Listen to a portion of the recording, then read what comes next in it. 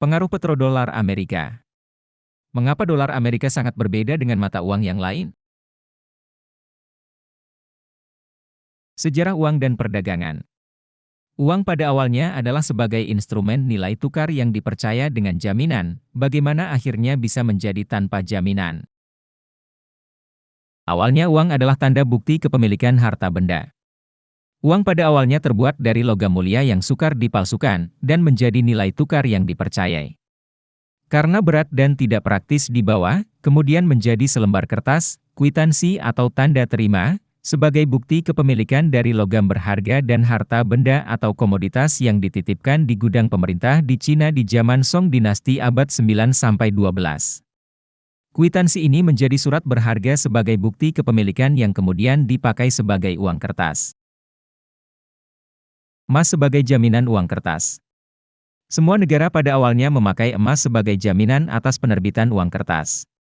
Semakin banyak uang yang dikeluarkan, nilainya akan berkurang jika jaminan emas tidak mencukupi. Begitu juga dengan dolar Amerika yang dijadikan mata uang perdagangan internasional semenjak 1944, awalnya juga dengan jaminan emas. Dolar Amerika Serikat bebas dari jaminan emas. Pada tanggal 15 Agustus 1971, Presiden Amerika Serikat Nixon memutuskan dolar Amerika bebas dari jaminan emas. Dengan tidak memakai jaminan, dolar Amerika hanya tergantung pasar uang dari supply dan demand. Sejauh masih ada permintaan dolar Amerika sebagai mata uang perdagangan internasional, itu akan tetap stabil nilainya, terutama oleh transaksi perdagangan negara produsen minyak dengan petrodolar. Dolar Amerika Serikat sebagai cadangan devisa perdagangan dunia sejak 1944. Semua perdagangan antar negara disepakati untuk menggunakan dolar Amerika sebagai mata uang perdagangan standar. Untuk melakukannya, setiap negara harus memiliki dolar Amerika sebagai cadangan devisa untuk impor dan ekspor antar negara. Terutama negara penghasil minyak yang merupakan pengguna cadangan devisa dolar Amerika terbesar yang disebut petrodolar. 70% dolar Amerika berada di luar Amerika. Karena dolar Amerika sebagai cadangan devisa, maka dolar Amerika bisa dicetak sesuai dengan kebutuhan cadangan devisa dolar Amerika di seluruh dunia. Pada umumnya mata uang lain tidak bisa menambah uang sesuka hati. Jika 100% lebih banyak uang dicetak, maka nilainya akan turun menjadi 50%, terkecuali dolar Amerika. Biasanya jika perusahaan atau seseorang yang ingin meminjam, harus memberikan jaminan atau agunan. Tetapi lain halnya dengan Amerika yang ibarat bank, di mana setiap negara harus mendepositokan uangnya secara tidak langsung dengan membeli dolar Amerika, sebagai cadangan devisa.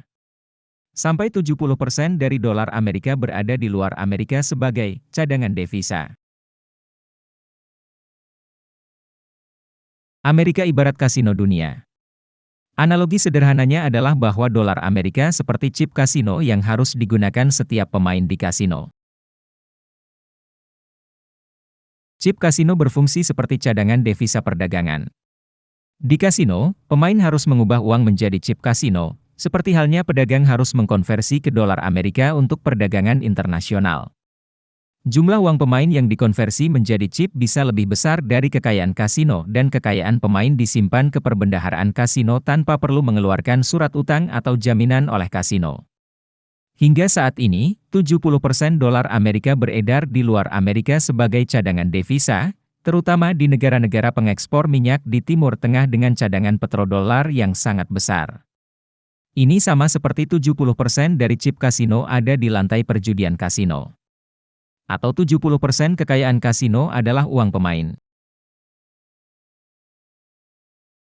Bagaimana kalau kasino kalah? Selama pemain masih memegang chip dan tidak berhenti bermain, kasino akan tetap hidup, meskipun kalah. Atau selama dunia masih memegang 70% dari dolar Amerika yang beredar sebagai cadangan devisa untuk perdagangan, Amerika tidak akan mengalami kesulitan keuangan. Walaupun sudah bertahun-tahun rugi atau defisit. Nilai dolar Amerika masih akan stabil karena permintaan dolar Amerika untuk perdagangan. Tentu saja, kecuali jika semua 70% dari dolar Amerika yang beredar di pasar dunia diminta untuk dikonversi kembali ke mata uangnya masing-masing, Amerika akan berada dalam krisis keuangan atau bangkrut. Ini seperti kasino yang hidup dari 70% uang milik pemain. Pentingnya petrodolar untuk Amerika Serikat. Skenario terburuk adalah, jika negara minyak tidak lagi berdagang dengan petrodolar, atau menggunakan mata uang lain. Maka dolar Amerika tidak akan lagi mendominasi dan Amerika tidak akan bisa lagi secara sewenang-wenang membekukan pembayaran ke negara-negara musuh. Ini ibarat kasino yang bisa tidak mau membayar pemain dan menyita semua chip pemain. Parahnya lagi, jika dunia damai tanpa konflik dan perang, maka industri senjata di Amerika akan kekurangan ekspor dan mengakibatkan defisit perdagangan yang semakin besar. Jika terjadi perang dunia, jika konflik menjadi perang nuklir, maka Amerika sebagai pusat sistem keuangan dan perdagangan dunia akan runtuh, dengan hancurnya infrastruktur jaringan elektronik maupun fisik yang berpusat di New York, Amerika. Dunia akan mulai dari sistem baru sebelum pemulihan Amerika, tetapi ini tidak akan mudah. Terutama jika Eropa, Amerika dan Rusia semua menderita kehancuran bom nuklir. Artinya dunia kehilangan peradaban maju yang terdiri dari 9,3% bangsa Eropa, 4,2% Amerika dan 1,8% Rusia. Atau 15,3% dari populasi dunia. Maka ini merupakan tamatnya peradaban Barat dengan konfliknya di sepanjang sejarah mereka. Terima kasih.